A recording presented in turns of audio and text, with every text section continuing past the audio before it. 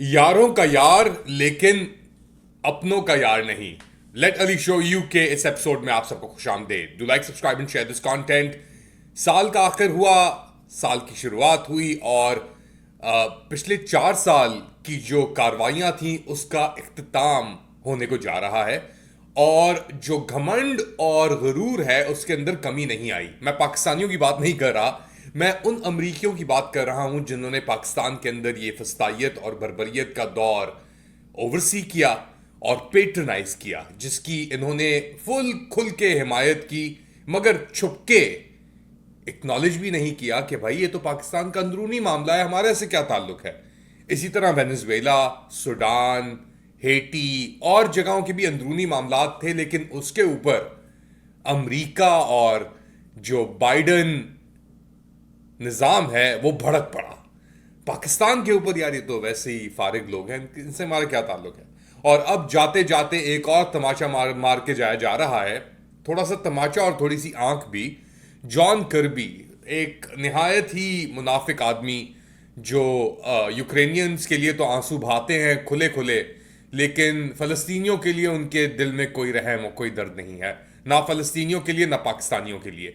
अगर white supremacy का कोई मुत्तहद एग्जाम्पल है, यानी सफ़ेद परस्ती का, तो उसके अंदर जॉन कर्बी सर फहरिस्त होंगे ब्लिंकन के बाद। मगर क्योंकि ब्लिंकन साहब जो हैं उनकी जो मुनाफकत है, उसके ऊपर क्या कहने। बात को आगे बढ़ाते हैं, सुने कि कर्बी क्या कह रहा है पाकिस्तान को लेकर। Pakistan was never a technical ally of the United States. I mean, there was no treaty of alliance with Pakistan, but certainly over many, many years, for the last couple of decades, um, uh, we we partnered with Pakistan as appropriate to deal with the terrorist threat that still exists on that spine between Afghanistan. तो ये थे John Kirby और ये कह रहे थे कि हमारे पाकिस्तान के साथ तो कोई टेक्निकल ताल्लुकात ही नहीं थे, मगर हाँ पाकिस्तान दहशतगर्दी का ज़रूर इसके ऊपर एक असर पड़ा है पाकिस्तान के ऊपर, और उसका हम साथ देते रहेंगे जब तक हमारी एडमिनिस्ट्रेशन अंदर है, यानी 4 दिन और। आप इमेजिन करें इन लोगों का घुमंड और गरूर कि इतनी बर्बादी करने के बाद भी ये कह रहे हैं हम साथ देते रहेंगे जब तक हम हैं। मगर मसला यह है कि ये जो भी बातें कर लें, अब साथ तो छूट चुका है।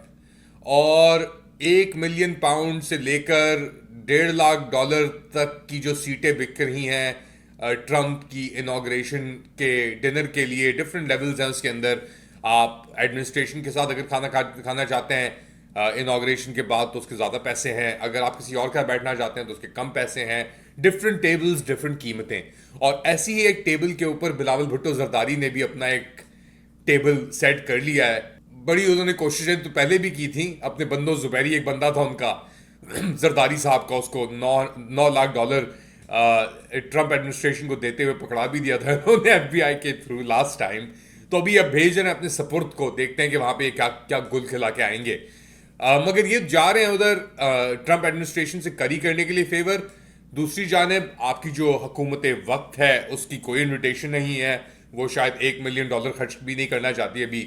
हालात खूब बुरे हैं, किसी वक्त भी कुछ भी चीज़ हो सकती है। ये ना हो कि वो लोग जाएं और वहां से एक व्हाट्सएप मैसेज या पोस्ट आ जाए कि जी ये तो आज़ाद करो। और जिसको आज़ाद करना है वो क्या कह रहा है, उसके क्या दिमाग में चल रहा है, सुने। फवाद चौधरी की मीटिंग हुई है पहले उससे, और फिर बात को आगे बढ़ाते हैं। और खान साहब से अच्छी मुलाकात है। खान साहब ऐसे ही जैसे होते हैं, रिलैक्स्ड हैं और वो हौसले में हैं, और वो समझते हैं कि पाकिस्तान जो है वो इस तरह, वो कहते हैं कि सस्टेन नहीं हो सकता मुल्क, पूरा मुल्क जो है वो एक जिस हिजानी कैफियत में है, उससे नतीजे में पाकिस्तान में लोगों की मुश्किलात बढ़ी हैं, टेररिज्म बढ़ गया है, इकोनॉमी बैठ गई है। हाँ, तो फवाद चौधरी एक बड़े ही डाइसी कैरेक्टर बन के सामने आए हैं। ऑब्वियसली जिनकी मुलाकातें होती हैं अभी इमरान खान से, वो किसी इंस्ट्रक्शन के थ्रू और प्लान के तहत ही होती हैं। इंटरेस्टिंग चीज़ ये है कि जो लोग पाकिस्तान तहरीक इंसाफ के अंदर पहले खामोश थे, अब वो बोल रहे हैं कि बात क्या हो रही है। तो अली मोहम्मद खान, एक और कंट्रोवर्शियल कैरेक्टर, उनका सुनते हैं, बात को आगे बढ़ाते हैं। इस वक्त तो दो तबकात NRO मांग रहे हैं। एस्टेब्लिशमेंट को NRO चाहिए और हुकूमत फॉर्म 47 को NRO चाहिए।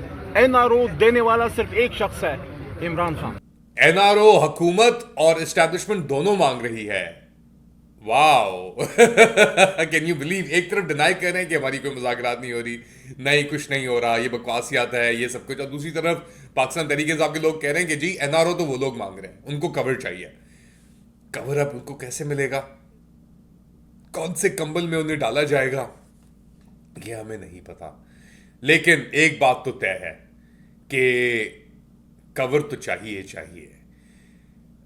एक तरफ कवर चाहिए और दूसरी तरफ लाठी भी निकाली है, लाठी चार्ज भी चल रहा है उनका। अभी उन्होंने 32 लोगों को इंडाइट किया दोबारा 9 मई के केसेस के अंदर, जिसके अंदर यास्मीन राशिद और एजाज चौधरी भी शामिल थे। इसके साथ साथ एक नेगोशिएशन होने वाली है आपकी दोबारा ये पाकिस्तान तहरीक इंसाफ और जो हुकूमत वक्त है इसके साथ, उसके ऊपर पहले बात शुरू करते हैं। ये जो नेगोशिएशंस हैं ये कहाँ जा रही हैं, सलमान अकरम राजा की जुबानी सुने। हम अपने मुतालबात भी तहरीरी तौर पे पेश कर देंगे और फिर हुकूमत की मर्जी है, वो मुज़ाकरात को आगे चलाना चाहती है, नहीं चलाना चाहती। वो कोई जो हम मुतालबा कर रहे हैं कि कमीशन बने ताकि तहकीक हो कि सच क्या है झूठ क्या है, उस तरफ बढ़ना चाहती है, नहीं बढ़ना चाहती, तो इन बातों पे मुनसर है मुज़ाकरात का मुस्तक़बिल। अब ये कैसा एनआरओ है, ये कौन सा एनआरओ है, ये नहीं पता, मगर लाहौर एंटी टेररिज्म कोर्ट के अंदर 32 लोगों को जिनको इंडाइट किया उसके अंदर से ऑब्वियसली यास्मीन राशिद, मियां महमूद रशीद और सेनेटर एजाज चौधरी। अब एजाज चौधरी साहब के ऊपर यूसुफ रजा गिलानी जो सेनेट चेयरमैन है, उन्होंने प्रोडक्शन ऑर्डर्स निकाले हुए, मगर उनके ऊपर कोई रद्द अमल नहीं हो रहा। वेरी क्विकली एक बहुत ब्रीफ, यास्मीन राशिद जब निकल रही थी ये एटीसी से, तो उनसे किसी ने सवाल किया कि जी चेयरमैन सेनेट ने तो प्रोडक्शन ऑर्डर किए हुए हैं, लेकिन बिलावल भुट्टो जरदारी और पीपल्स पार्टी के जो हमारे जो सदर हैं आसिफ अली जरदारी साहब, उन्होंने उसके ऊपर रद्द अमल नहीं किया। तो उसके ऊपर क्या जवाब था यास्मीन राशिद का, सुने। जरदारी साहब को और बिलावल को शर्म आनी चाहिए, उनके चेयरमैन की कोई बंदा बात नहीं मान। शर्म तो उनके पास आती है जिनका कोई जमीर हो, जिन्होंने अपनी जमीर फरोशी ना की हो। अब इन लोगों से क्या तवक्को रख सकते हैं कि जिनके ना घर में शर्म है ना जिनके बाहर में से शर्म है, अंदर शर्म हो बाहर हो, शर्म तो शर्म होती है, लेकिन इन लोगों में कोई शर्म नाम की चीज मौजूद नहीं है। इसीलिए ये शायद इतने बड़े प्रेडिकमेंट में आज अपने आप को, इतनी बड़ी दलदल में ये अपने आप को पाते हैं। अब चंद ही हफ्ते रहते हैं ये फरवरी के महीने में, और फरवरी 2024 को जो डाका डला था, जो बड़ा डाका डला था मैंडेट के ऊपर, वो अभी तक उसके नुकसानात पाकिस्तान सह रहा है। और इसीलिए इमरान खान ने अपनी मीडिया टॉक के अंदर अडियाला जेल के अंदर 8 फरवरी को एक काला दम दिन मखसूस करने का ऐलान किया है कि इस दिन ये एक ऐसा काला दिन था ये पाकिस्तान की तारीख के अंदर, 8 फरवरी, जब मैंडेट चोरी की गई। काजी फाइजीसा किधर है, उससे पहले बैट चोरी किया गया, निशान जो सिंबल था। तो एक सीक्वेंस ऑफ इवेंट्स है जो अब अपने इख्तिताम को पहुंच रहा है। अब नया सीक्वेंस कहां शुरू होगा, कैसे शुरू होगा, मैं नहीं पता, मगर ये एक बुकमार्क है जो एंड होने जा रहा है 8 फरवरी को। फुल सर्कल आ गया है कि एक साल के अंदर जो इन्होंने जितनी तबाही की इस मुल्क के साथ, वो हमारे सामने है, उसका रिजल्ट भी हमारे सामने आ गया है। इतनी बेबसी पहले नहीं हुई। आप क्या समझते हैं, क्या एक नया दौर शुरू होने वाला है, और या क्या ये उम्मीद का दौर होगा कि दोबारा उन्हीं अंधेरों में हमें रखा जाएगा, और क्या हम इन अंधेरों में रह सकते हैं? बताएं मुझे कमेंट सेक्शन के अंदर। Do like, subscribe and share this content. अपना ख्याल रखिएगा, अगली बार तक अल्लाह हाफिज।